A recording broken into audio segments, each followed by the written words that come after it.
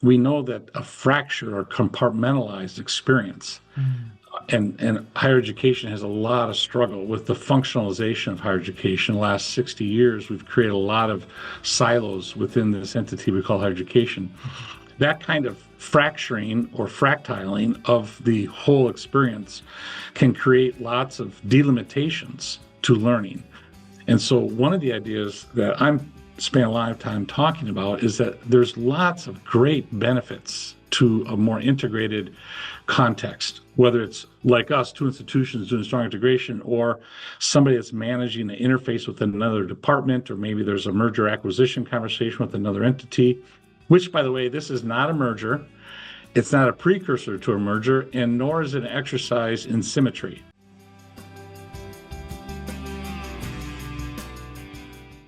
Hello, and welcome to Student Affairs Now. I'm your host, Keith Edwards.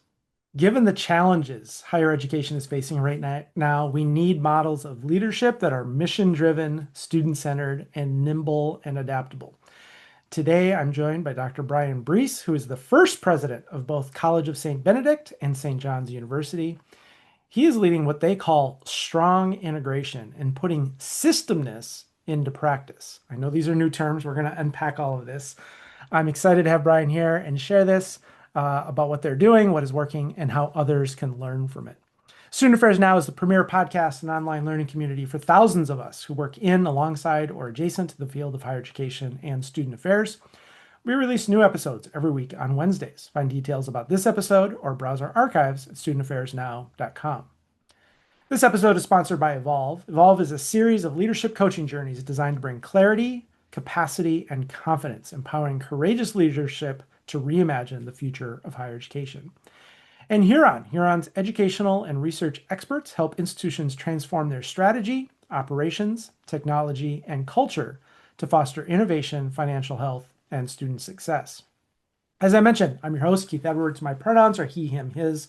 I'm a speaker, author, and coach, empowering exceptional higher ed leadership for better tomorrows for us all through leadership, learning, and equity. You can find out more about me at keithedwards.com. And I'm recording this from my home in Minneapolis, Minnesota, at the intersections of the ancestral homelands of both the Dakota and the Ojibwe peoples. Let's get to our conversation and our guest today, Dr. Brian Bruess, who is the president of two colleges, who I have known from his previous life and other roles, going back, I think if we count generously, it's almost 30 years.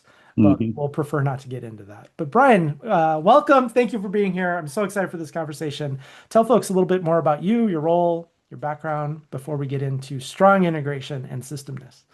Well, Keith, it's a real privilege to be with you again. And it is probably 30 years since this is my 35th year in higher education. It's hard to say that, but it's really good to reconnect with you from those early years and to see what you're doing on the landscape of higher ed. And so thanks for having me. And I am Brian Bruess, president of College of St. Benedict St. John's University. And my pronouns are he, him, his. And it's great to be here in this conversation. And Keith, you're asking me to go back a few years. As I said, it's been 35 years, but really proud to be the president, the first inaugural president of both institutions at St. Benedict St. John's. But before that, grew up in Wisconsin. And this all has relevance probably at some point, and went to a small liberal arts college in Northeast Wisconsin, where I met my wife, Carol.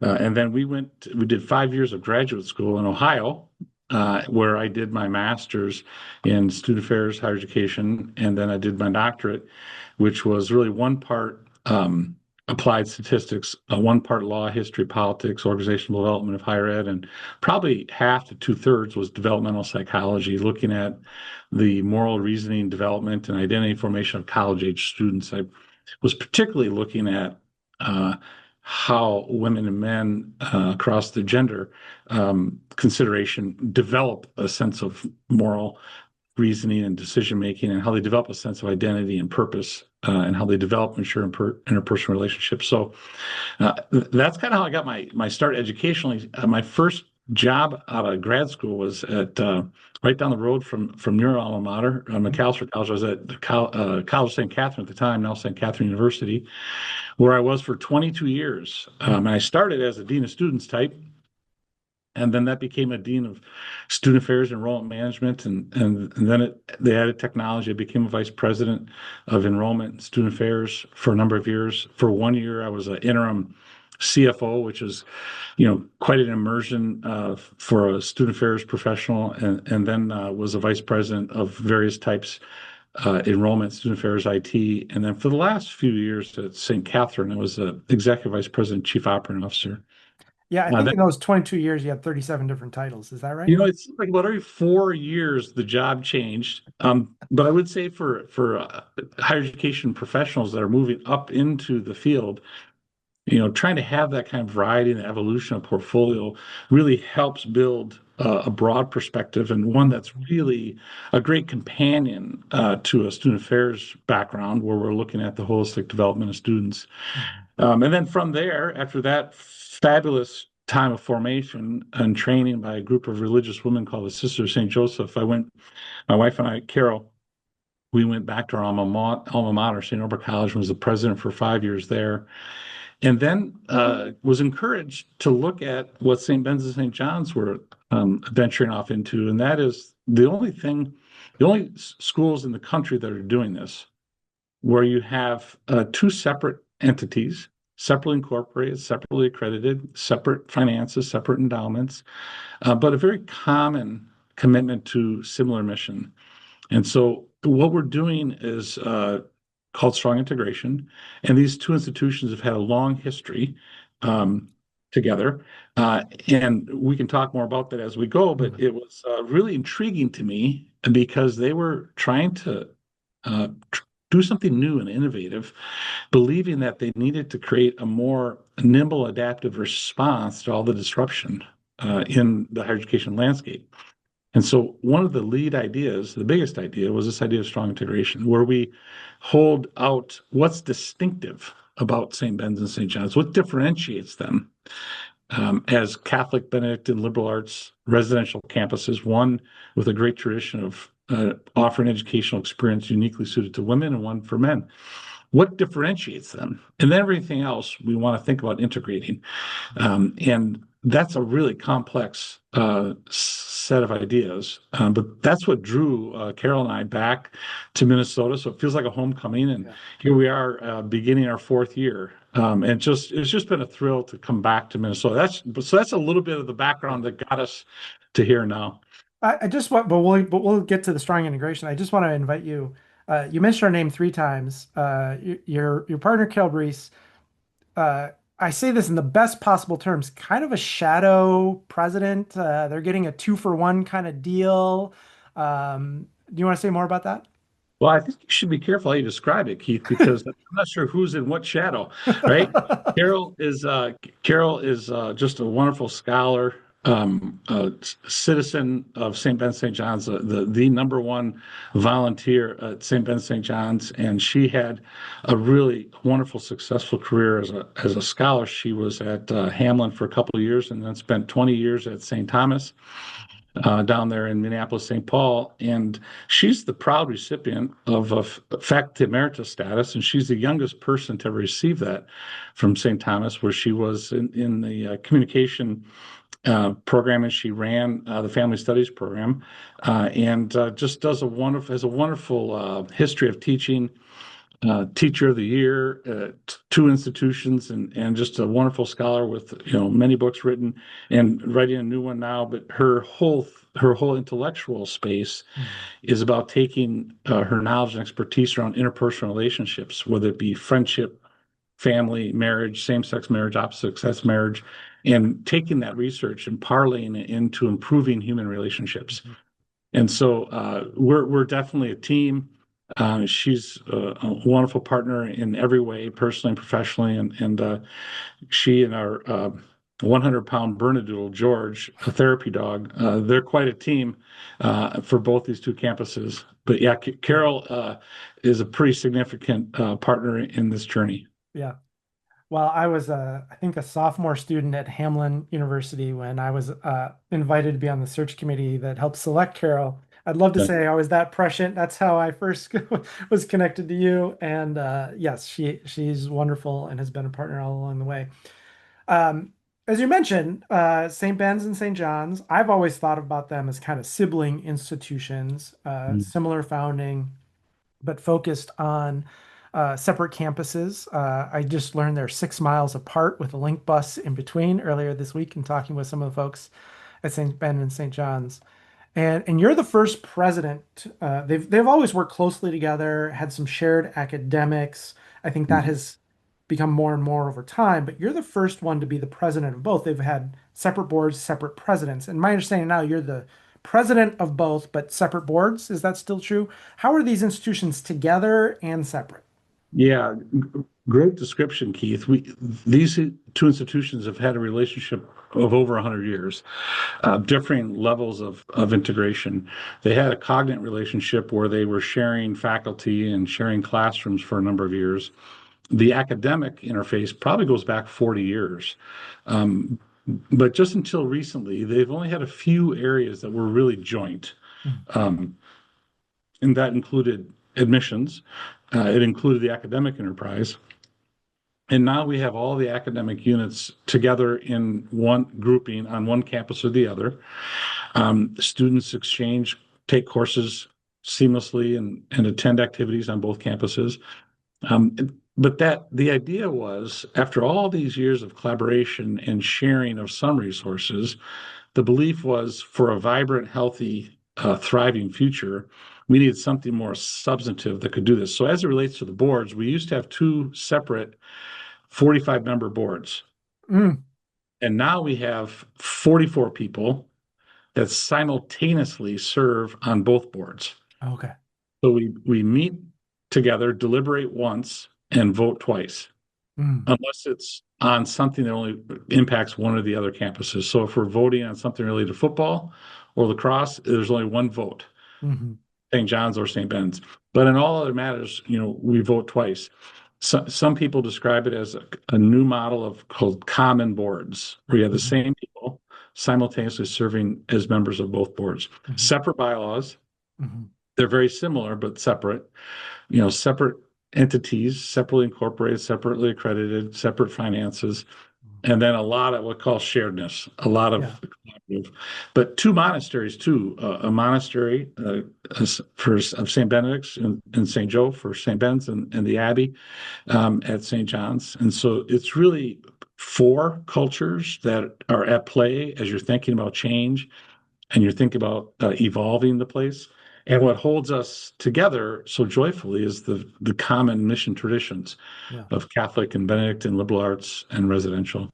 Well, if anyone listening has ever had two bosses, had reported to two different bosses, just imagine what was like to report to two different boards of 45 people at a time. What a mess that can be. So, tell us about, you've really set about this strong integration. As you mentioned, the distinctiveness of these two institutions, the distinctiveness of the separate institutions, and then also realizing some of the benefits of shared resources, shared staffs, shared vision, Mhm. shared purpose.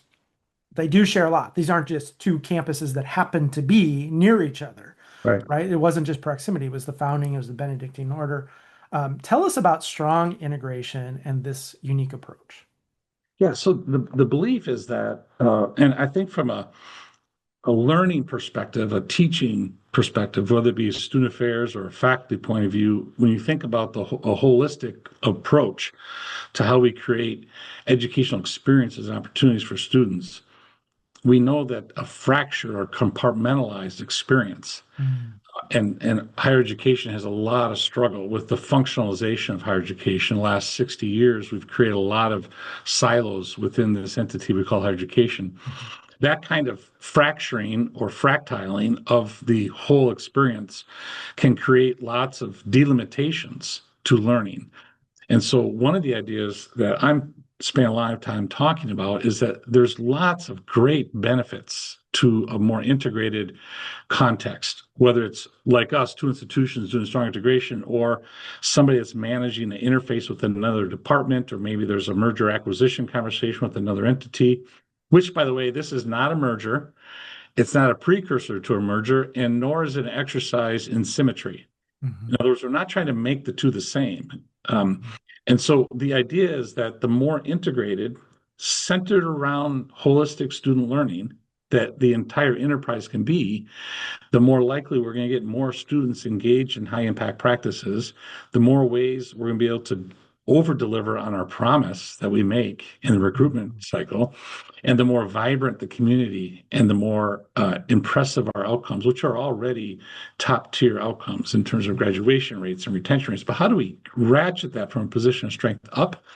One thing we can control with all disruption in the environment is how we organize ourselves and how we create seamlessness and connectedness and how we more partially curate what we're inviting students into.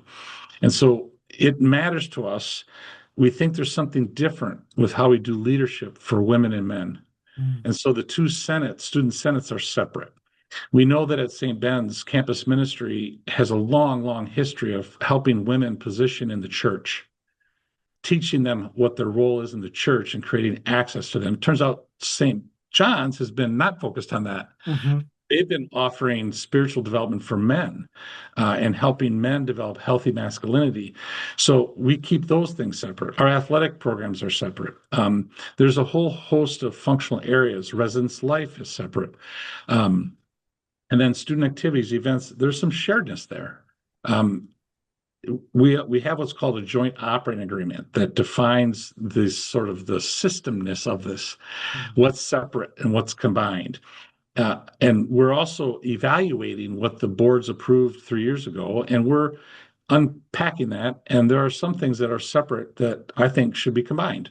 So things like food service, grounds, facilities, campus safety, life safety, the two campus safety functions.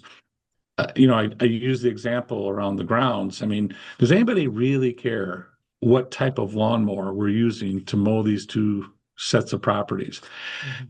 Does anybody really care about that? No, that doesn't differentiate us. And so we should probably find ways of supporting staff and being responsive and creating volume savings by buying the same mower from the same, dealership and using the same mechanics to repair them. And there's all sorts of ways we can create efficiencies. Our goal is to create cost-effective, educationally responsive, high impact experiences for students and for faculty and staff. And so at every turn administratively, would we be better? Would students be better served? Or how does this integration improve student experience? That's really the kind of work that we're doing day in and day out. And the belief is that the more we do that, the more cost effective we are and the more high impact and the higher quality of the experiences. And so it's really quite a complicated set of undertakings, but it's really invigorating, intellectually stimulating, and we see tremendous progress with progress we're making and the lessons we've learned along the way. I get the sense, Brian, that it is challenging. It Yeah. is difficult. Should this be similar? Should this be differentiated? And I'm glad you said that because I was going to point it out. I think you love this. That the challenge of it, Yeah. the uniqueness of the challenge, there's always a new puzzle to figure out. This is really invigorating. And in talking with some of the folks I get an opportunity to work with, they're also invigorated by it. And what are we coupling? What are we uncoupling? How does this make sense?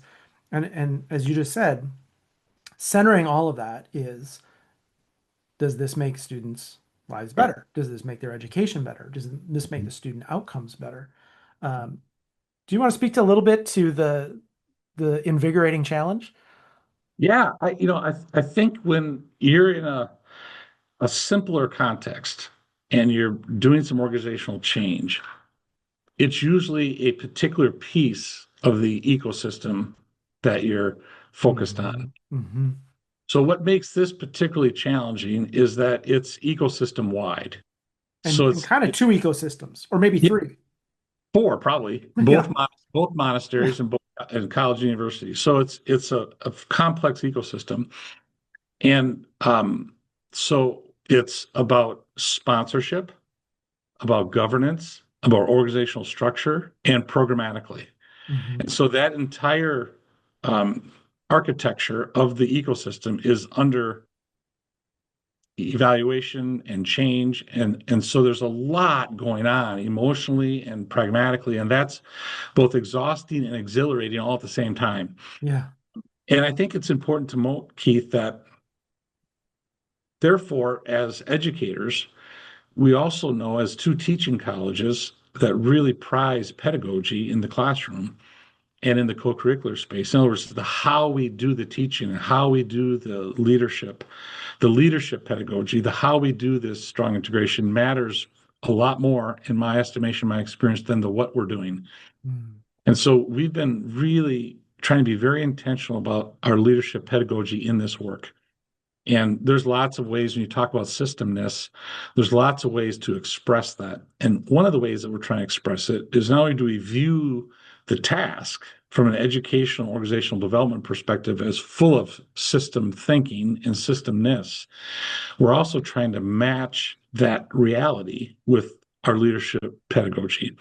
And so we're using a more adaptive style of leadership, Ron Heifetz's kind of style, where we recognize the tremendous disruption in higher education, be it demographics, be it perceived value, be it complexity and compliance, and then you add the layers of state and federal governmental engagement at this point. It's just massive, constant, increasingly more intense disruption. So that teaches us, I think, that how we do this becomes increasingly more important. So we're taking an approach and we're trying to engage and develop ourselves around this idea of adaptive leadership, believing that the times of the day require a more adaptive response. It also requires an emphasis on leadership skills that are about empathy, about listening, about collective work, about connectedness, more group process than autocratic, or sometimes long, it takes a little longer sometimes. So we're really trying to emphasize those kinds of leadership skills and that kind of a view. And frankly, it's very consistent with what I know about student affairs training. You're thinking about the holistic development of students. You're thinking about the psychosocial, the cognitive, and the physical environment that we create. So I think it matches our Catholic Benedictine liberal arts perspective. This type of leadership, this type of moment. Not only does the world need more Bennies and Johnnies educated to be critical thinkers and process oriented and understand the common good, but we as leaders, we should reward and pursue and model this kind of leadership and this way of thinking in order to navigate it and hopefully enjoy it more too. So it is exhausting, it is exhilarating, but it's also from a vocational point of view really quite powerful. Yeah. Yeah. Well, I love this example that you're giving us about St. Ben's and St. John's, the distinctiveness and the commonality. But it's kind of a unique situation. As you said, it's the only time this is happening, and you're not pretending to merge, right? There, this is the long-term plan. And I think, as you mentioned, some people might be merging, or they might have a campus here and a campus there, or they might even thinking about just academic affairs and student affairs. But this is a really distinctive approach, this strong integration. However, this notion of systemness, I Yeah. think, is something that many of us could learn from and apply. And you've really advocated for this in higher education beyond the St. Ben's and St. John's Sure. context that could be really beneficial. So a strong integration is how you're doing this with St. Ben's and St. John's. But systemness is a bigger idea. I'm not sure I fully understand this, but I would love to. So tell us what systemness is and how you're putting it to use. I would start by saying that systemness is a way of thinking and viewing the world around us. And rather than think of it in parts and divisions, think of it more holistically as interconnected. Mhm. And Margaret Wheatley is maybe where I got my start into understanding systems thinking and systemness. She wrote a book early, way back, and I'm dating myself, but 1990, 91, 92, in there.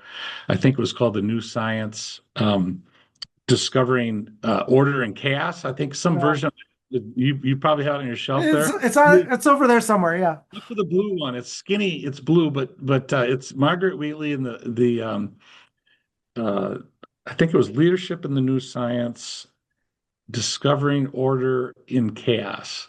Yeah. Uh, but it teaches you to think in connected ways, to see the relationship of the parts, not just the parts, And that's very congruent with how we ought to be thinking about human development and how students grow and develop, that we think simultaneously about their psychosocial needs and their cognitive needs and their spiritual and their all that whole, however you want to frame it, Mental whatever health. you use, right? Yeah. I go way back to Lee Camp and the way she organized the theories of understanding human growth and development and those families of theories. The idea of thinking in a connected way to see the relationship as opposed to how we often train ourselves in organizational development and higher education in divisions, in units. So student affairs over, Departments. yeah, departments, and we're famous for doing it. Disciplines. We hire faculty, reward them for really deep dive into a discipline, doing research that no one else has done before. And then we bring them on a college campus and we start talking about interdisciplinarity and we start asking them to teach in different ways. And so higher education is famous for compartmentalizing things. But as leaders now, I think what students need and what contemporary learning theory is teaching us is that the human experience is much more connected. Therefore, it stands to reason that we should think about the environments and the policies and the procedures we're developing as interconnected systems of how we teach and learn and how we develop for the benefit of human growth and human flourishing. And so this idea of systemness means that we think in more connected, related ways, that you pluck a spider web over here and it ripples over here. There's lots of images you could use, but we want to encourage our teams to think across boundaries, to think in interdisciplinary ways, and to imagine how the little things that we see over here can impact the success of a student. We know that staff that work in the dining services or the custodial team or just the micro experiences, interactions are deeply profound when we think about the humanness of what we're doing. So I think of a systems, not only just systems theory, but educational application to that. And then, of course, for us as Benedictine institutions, we think about communal living and connectedness and relation. From a Catholic perspective, it's all about the integration of how we imagine learning in the world and the view of the world. And the liberal arts is connecting knowledge and information for wisdom. And so there's a lot of synergy and harmony that comes from this kind of approach of thinking about the work and the experience. And at the center, of course, you'll hear me talk a lot about how the student experience and student learning and development is at the center of it. There's a lot to be considered in all this. And I think the final thing I'll say about this systemness is that when we pull it into our lives as leaders, as people, it's also important that we approach it from a relationship rich point of view. In that every person in the organizational structure has equal influence as it relates to the the development of a single student. And that again is a more of a systems approach. Mm-hmm. Margaret Wheatley talks about a shift from sort of a different way of thinking about this and moving into sort of a quantum way of thinking about interconnection and an atomic way and a quantum way of thinking about it. I'm wondering, as you were talking, I was sort of thinking about, I wonder if there's a metaphor that you have for how this is. I was kind of thinking about a symphony, but even you kind of conducting this mayhem and noise into music, right? But even in the symphony, we kind of have our horn sections and we got our string sections, and there's some silos and some things there. And of course, you have to have some of this organizational structure to scale things and operationalize things. Um, is there a metaphor that really resonates with you that as you think about where you are and all of these different people, faculty and staff and administrators and students, right? These are both campuses with a lot of student voice too. Yeah, there's so many different metaphors that we play around with, but two that I think a lot about. One is because it's a human experience. I also often think about groups of people. Maybe it's a family, and families can be very different of lots of kind of design. But there's a dynamic in a family, And so to me, there's a really rich way of imagining this collective work in a really creative way around the image and metaphor of family. Um, there's also a lot to be said in this work for building trust and understanding difference of perspective and difference of people and what point of view they bring. So I like using metaphors that are human in their expression, but we also are really excited about the hexagon and as a shape, as you can see on my little Mhm. pin, um, and that hexagon, as a hive, and the imagery of the bees and what is done, and the energy, and from an architectural point of view from a chemistry point of view, the hexagon is a really profound symbol. So Mhm. we're using that hexagon, in relationship to many hexagons, the honeycomb. So there's a beautiful metaphor there. Um, but there's a sense of interdependence that comes from these various metaphors, the connection of relationship and role and responsibility in these metaphors. Each person, each part of these metaphors has a particular role that the others within that system count on. You have to rethink the hierarchy of it in a more shared way, a lot of sharedness Mhm. and in good systems thinking, a lot of listening, a lot of empathy, a lot of collective consideration, discernment, a lot Mhm. of these skills that are not always valued in a high-paced, fractured environment. So Right. part of what we're doing, Keith, I think, is countercultural Mm. in terms of higher education and today's world. I also think it's the kind of thing that students are really attracted to. They want a more connected world. They want to know a more peaceful space. They want to be in a really healthy relationships. And so, I think there's deep power in not only what we're doing, but how we're doing it as it relates to the kind of modeling that we're doing for our students. Yeah. It's also a unique thing because there is this simultaneous distinctiveness Mm-hmm. of the two campuses, but there's also shared, right? There's shared learning goals for the two campuses Yeah. and for in the classroom and out of the classroom, which I work with a lot of folks around their curricular approach. And usually we're just trying to figure out what the beyond the classroom learning goals are to complement the academic learning goals. And you all said, no, we're going to have one set for the Yep. classroom, in the classroom and outside the classroom, because we're all working together across two different institutions. So there is this, we are so distinctive and we love our distinctiveness and we love our shared purpose, history, resonance coming along with that. Also love on occasion I'll invoke the oak and the cypress grow not in each other's shadow metaphor, where Please. each of these two institutions has a proud, glorious history and current day reality, but it's underneath where at the core, at the roots. The Mhm. tradition is where we're really connected. Yeah, there's a lot of ways to play this out with metaphor. And of course, there's weaknesses, and all metaphors break apart at some Yep. point in time, and Yep. there's something lovely about that too. Absolutely. I wonder if we can help you nerd out even more and sort of expand this out because you've been there for 4 years, this strong integration and bringing these campuses together while maintaining their distinctiveness and applying the systemness. And I'm imagining many of our listeners saying, this sounds amazing. This sounds really resonant with how I want to lead or how I want to be led.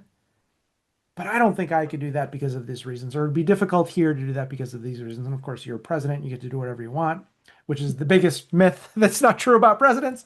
Um, but I'd love to hear you've been doing this for a while, you've been thinking about this for a while.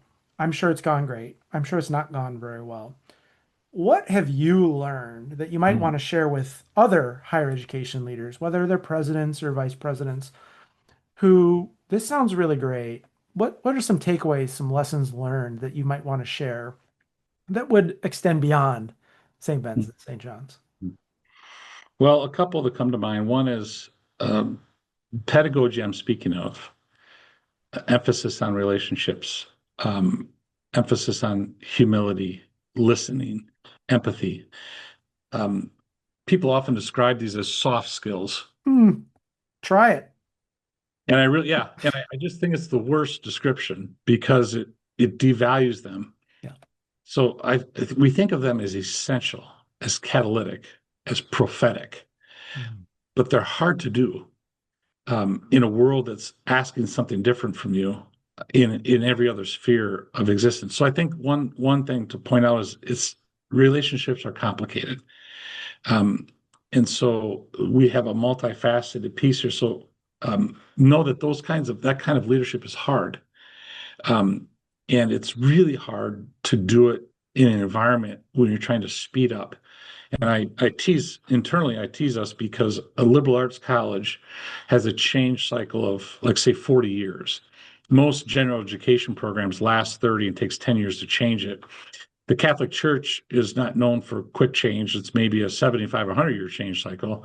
And the Benedictines take it to another level. I mean, they're almost 1,600 years old. So our legacy doesn't sort of at its face inspire or suggest speed or or nimbleness. or adaptable. Yeah. So I think that the second lesson is know that as you're trying to do this, whether you're the president, a vice president, a hall director, or a career advisor, or a coach, or if you're on the grounds crew, or if you're working in the cafeteria, is that pace and velocity and speed of change and disruption, that relationship, you're not going to be able to go as fast as you want Mhm. if you're bending toward more adaptive, more nimble. And so really forces you to remember the importance of what the culture is ready for. What does the essence of the place invite? And then the third thing would be, how can you use the founding values of the place to inspire a more adaptive approach? Mhm. And one example is that um, the Benedictine tradition invites us uh, to be humble. Humility is a centerpiece of the rule of Benedict. Um, but does that mean you can't tell your story proudly? And I had one of the sisters tell me that yes, humility is real, and that's something we need to practice. But we also are called to stewardship. Mhm. And stewardship today means that we need to be much more active and adaptive in how we navigate the success of our places. So do it in a way that honors both of Mhm. those pieces of our tradition. And so I think there's something powerful about taking your core values that have grounded these places over 280 years of collective history.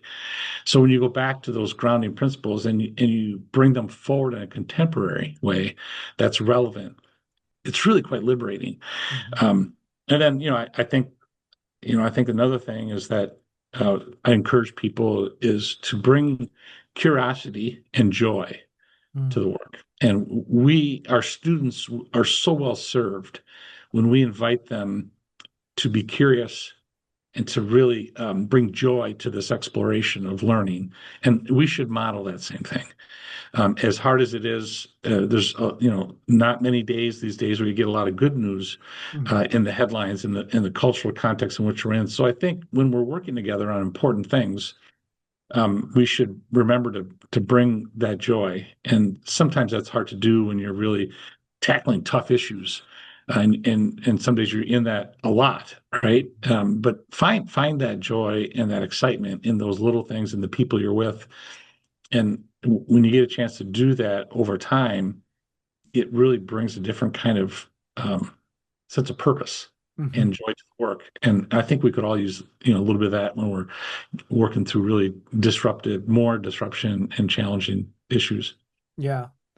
It reminded me a lot of paradoxes, right? It's both of these opposite things at the same time.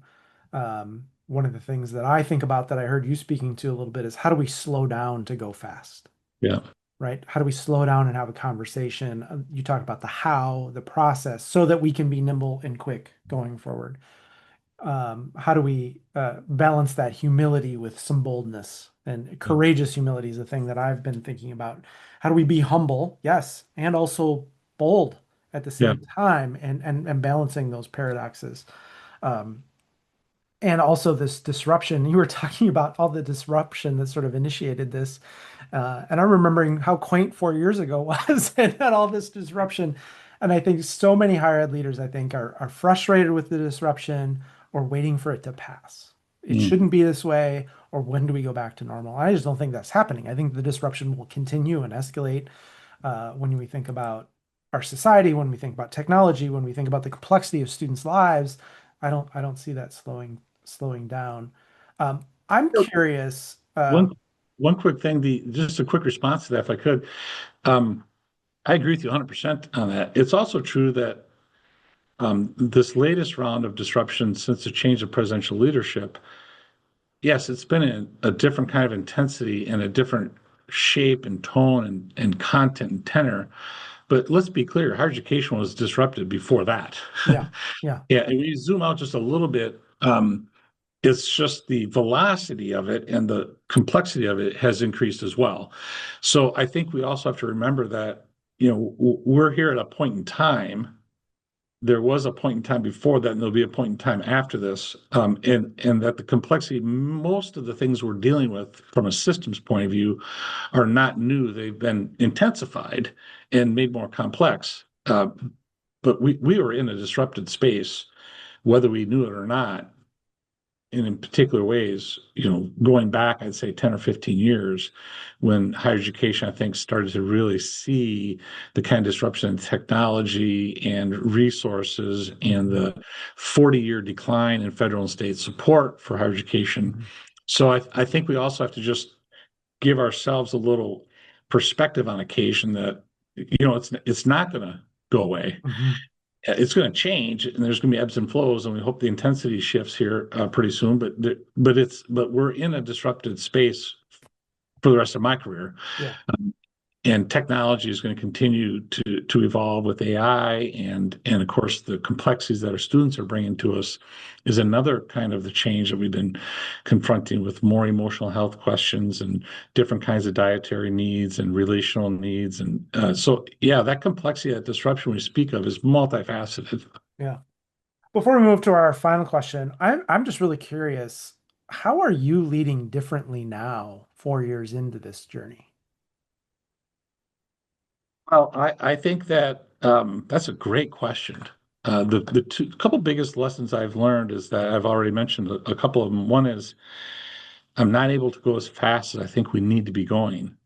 And Mhm. so I've had a couple examples these first couple of years where I've really needed to, and this isn't really trite at all, but I really have had to pause, pivot, and take a different pedagogical approach to certain problems because that's what the essence of the place essentially demanded, or required. And so I think that I'm working in a even more reflective and relationship rich way than I was before. And I've been doing it this way for a while. Mhm. So I've learned to lean in more to those pieces of who I am, and be probably a little bit more patient, come up with even more sophisticated ways of going about this. That to me has been a big lesson, a big learning. And then the other thing, Keith, is that we have created some momentum, and that it's not Jim Collins's flywheel momentum yet. In other words, we're not to that point, but there is some momentum. And so now I think we're able to know that and then use that to our advantage as we continue to go forward. And we came off a really great year from a philanthropy point of view, set a record at both schools. And we're off to a great start on another year. We're seeing some improvements with some systemic changes relative to how we're building our enrollment strategy. You've had a look into some of the programmatic things that we're doing. We're launching a new positioning approach to how we talk about our experience to the world. We're making big investments into how we market and advertise. And so there's a whole host of strategic plan initiatives that are now in full motion. Mhm. And so that compounding interest effect of making progress, I think that invites a different tone and temper of leadership once you're in that space. So you can kind of feel that energy evolving. And then the final thing is that it is all about relationships. And as we develop relationship equity and strengthen our relationships and understand each other better, then we can do more powerful, more impactful things on behalf of our students. And Mhm. so I think the strength of our focus on relationships and increased communication, sharing more information. A big believer that if you give smart people more information, they make better decisions and understand what we're doing better. Involve the people impacted by the change. The ideas will be better. They're more likely to be implemented. Some of those basics of modern connected systems kind of leadership. You start to see and feel that momentum. That's exciting. Yeah. Wonderful. Wonderful. This is great. I love hearing all about it. Unfortunately, we are running out of time. The podcast is called Student Affairs Now. We always like to end with what are you thinking, troubling, or pondering now? So it might be related to this conversation, might be other things that are just with you. And if you want to share with how folks can connect with you, you can go ahead and do that as well. Yeah, What's with you now? Keith, thanks for inviting this conversation, and really have enjoyed it. I continue to think about the real power that we have in higher education to create spaces and experiences for students. The world has never needed more. The Bennies and Johnnies that we're producing, I know that's true for other colleagues of mine around the country. Students are critical thinkers. They understand the common good. They understand the dignity of people, and they're working to improve the human experience. And we're focusing on human flourishing. And so, what a gift it is to be a part of Mm. that. And so, I have great gratitude for being a part of that. And I just want to thank all my colleagues that would happen to take a run at this podcast. Thank you for their commitment to this kind of shared collective work on behalf of human flourishing and the needs of the world. And it's exciting to be in that conversation. And folks can follow me on LinkedIn if they like. I'm on social media, but I'm not like I don't have the great prowess that Keith you do on social media. But they can find me at St. Ben, St. John's. I'm on one campus or the other, or traveling to and from. But it's great to reconnect with you, Keith, and thanks for inviting this conversation. Yeah, thank you. This has been great. I'm really energized and really excited about what you're doing. It's great to have been able to hear about it from some of the folks there and to reconnect with you today. I really appreciate you being here for this conversation, sharing all of this, and especially for your leadership in this space. I think it can have an even bigger impact as we reach more folks. So thank you. I also want to thank our sponsors of today's episode, Evolve and Huron. As you just heard, higher education is facing unprecedented challenges. We need courageous leadership now more than ever, and poor leadership has never been more costly. We need a new generation of leaders with the capacity to lead forward, which is not optional but urgent. These challenges are also full of possibilities for courageous leaders who are able to let go and move forward, accepting the challenges we are facing as real and embrace their agency to lead with and through these challenges. At Evolve, we help leaders face these realities with clarity, capacity, and confidence. We offer leadership coaching journeys for leadership teams and individual leaders focused on executive leaders, emerging executives, emerging leaders, and those leading for equity. And Huron collaborates with colleges and universities to create sound strategies, optimize operations, and accelerate digital transformation by embracing diverse perspectives, encouraging new ideas, and challenging the status quo. Huron promotes institutional resilience in higher education. For more information, visit go.hcg.com/now. As always, a huge shout out to our producer, Natalie Ambrosi, who does all the behind the scenes work to make Brian and I look and sound good. And we love the support of you for these conversations. The best way you can help support these conversations reach more people is by sharing and subscribing. Subscribe to the podcast on YouTube or to our newsletter, which we share out each Wednesday morning with the latest episodes. If you're so inclined, you can leave us a 5-star review and help this reach even more people. I'm Keith Edwards. Thanks again to our fabulous guest today, Dr. Brian Bruess from St. Ben's and St. John's, and to all of you who are watching and listening. Have a great week.